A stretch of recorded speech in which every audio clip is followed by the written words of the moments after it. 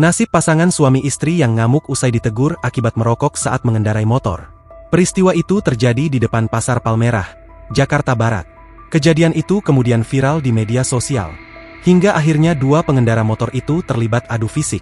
Perekam mulanya mendapati adanya pasangan suami istri yang membawa balitanya. Namun pasutri ini sama-sama merokok sambil berkendara. Perekam meminta keduanya mematikan rokok yang tengah mereka nyalakan karena abu pembakaran terbawa angin dan khawatir mengenai pengendara lain di belakang. Namun pasutri ini tidak mengindahkan. Perekam secara spontan langsung menyiram air dari dalam botol ke rokok yang dipegang oleh tangan kiri pelaku.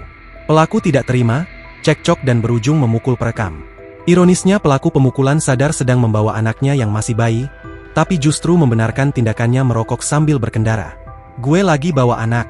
Gue anak sini, pakai otak lu," kata pelaku kepada perekam di pinggir jalan, dikutip Selasa, 27 Januari 2026.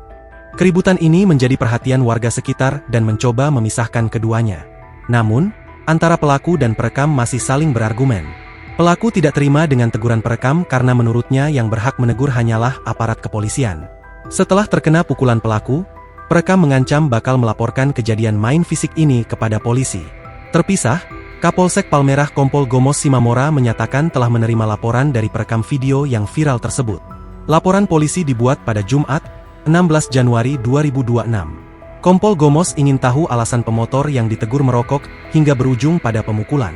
"Masih diminta keterangan, kita kan juga perlu tahu apakah penyebabnya emosi," tandasnya.